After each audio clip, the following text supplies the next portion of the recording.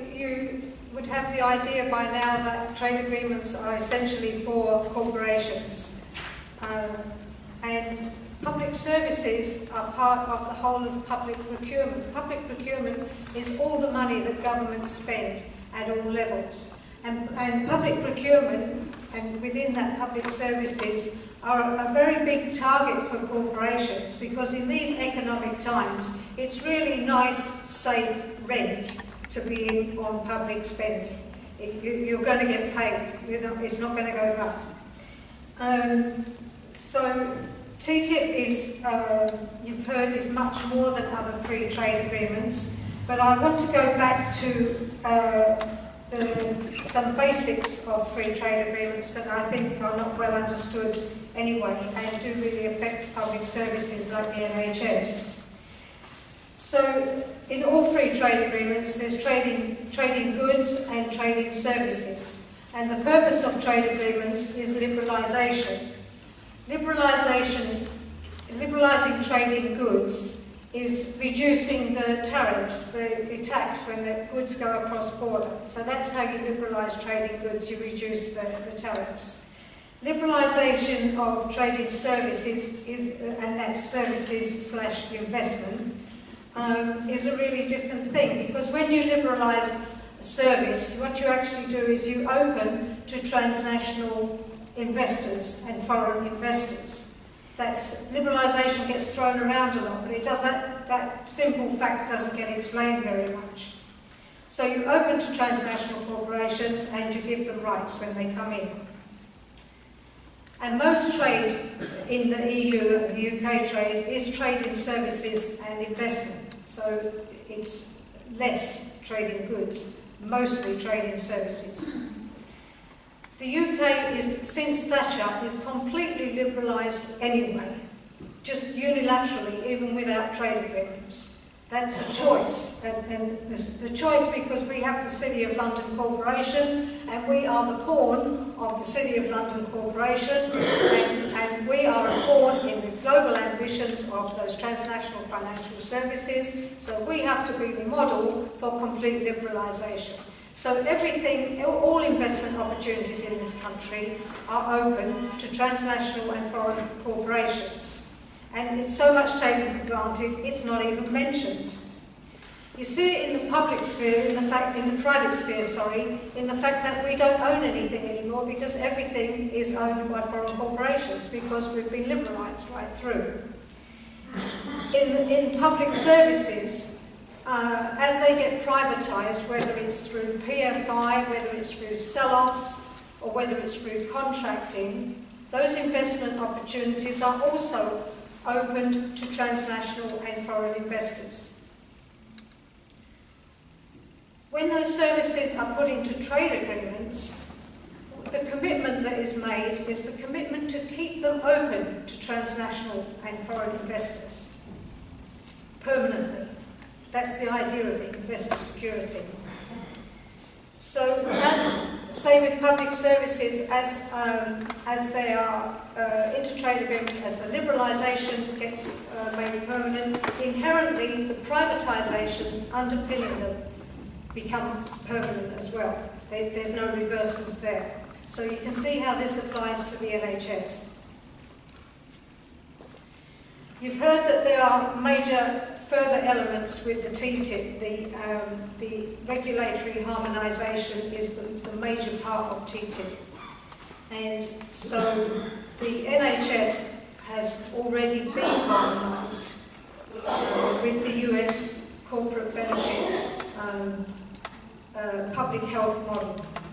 I was in Brussels about 3 years ago when health was identified as the primary target at that point. So even though the TTIP was only launched last summer, this process has been on the go for a long time, and the NHS has already been harmonised in the Health and Social Care Act, in that national legislation. But the danger is that, so we're stuck with that at the moment, but the danger of when the TTIP is signed up and all that goes into the TTIP is that it becomes irreversible.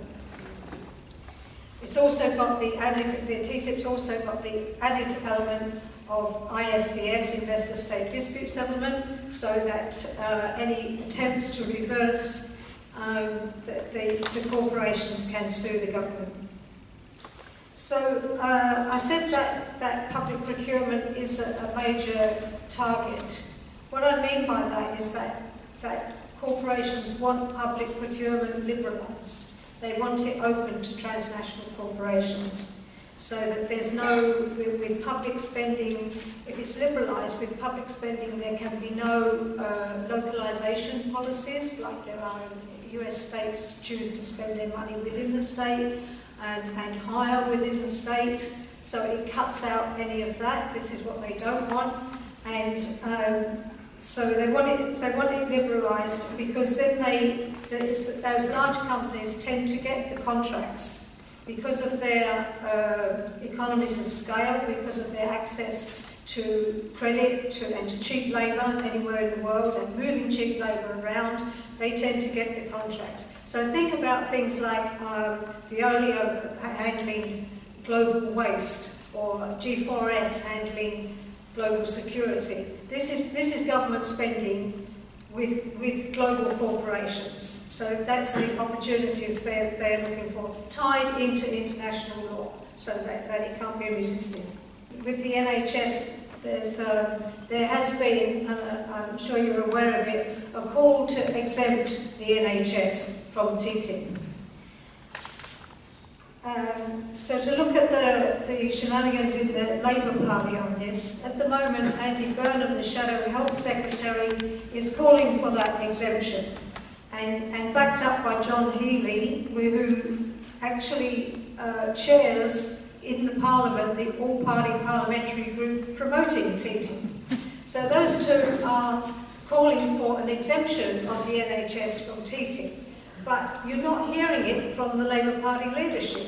So that's what it would really need.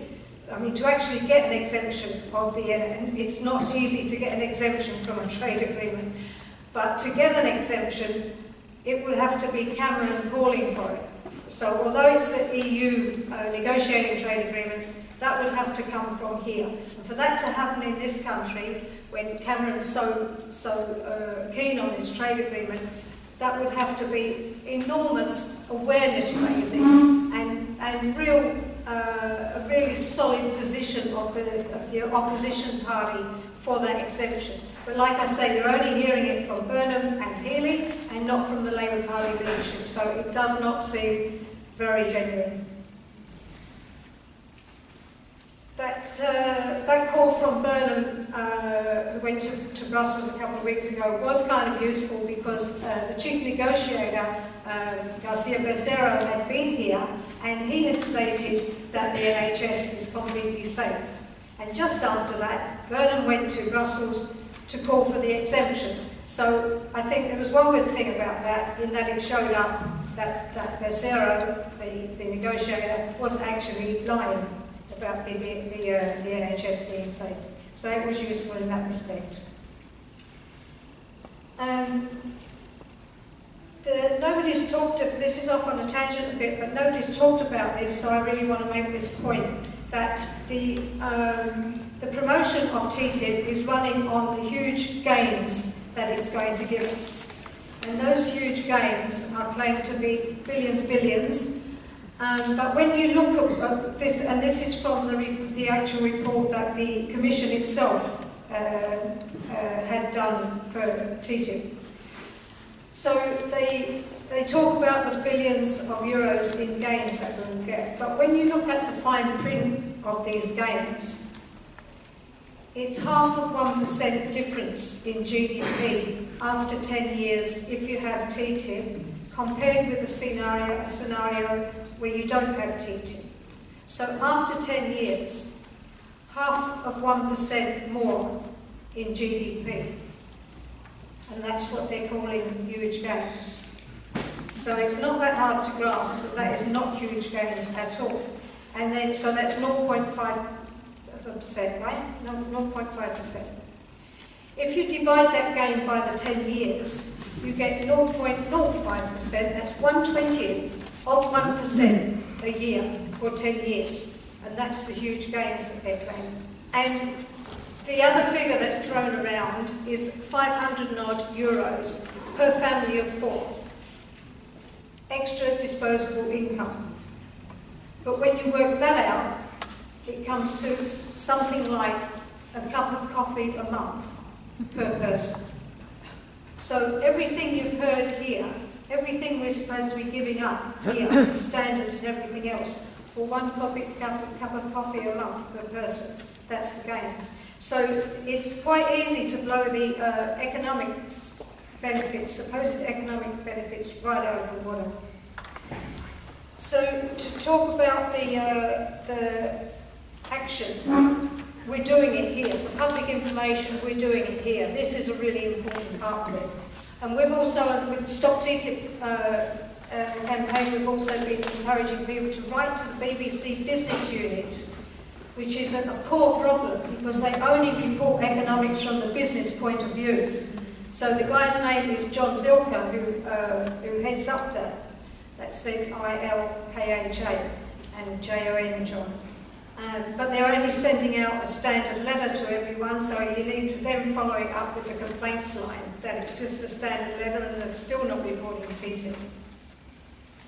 An important action, what I see as a really important action, in Brussels, in civil society meetings, I could hear that other countries have national coalitions and we don't here. So here we're trying to put forward the idea of where organisations, significant organisations, have sorted their position, they know they're against TTIP, that we list those names on the Stop TTIP site so that we can visually see, easily and quickly, what's the body of resistance in this country. So I'm glad John's just told me that War on Want's on there now, and the People's Assembly is on there now, and also the whole COMP network, and the National Pensioners Convention with its 1.2 million members. So we need those significant organisations. Opponents of unions will be there, Friends of the Earth, so it's a broad spread of interests. And I think if we see them listed, it'll bring other people on board as well with a solid Stop TTIP position. So that's that endorsing of a Stop TTIP position. And I'll leave it there. Thanks.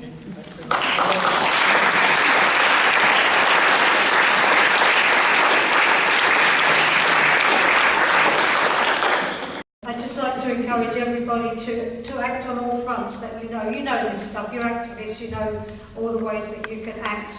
So read John's booklet and you'll know a hell of a lot by then. And so you can get organisations to once they've got that Stop TTIP position, to endorse that position so that we can see them listed. One of ours had an article in a letter in Independent yesterday. Write to the BBC, keep hassling the BBC about their lack of TTIP coverage and complain about the wrong letter they send out about it. Come to our meeting. We've given out a thing for our meeting on the 12th where we'll have a specific meeting on the 12th of May about the environment aspects of TTIP. Okay, just do it.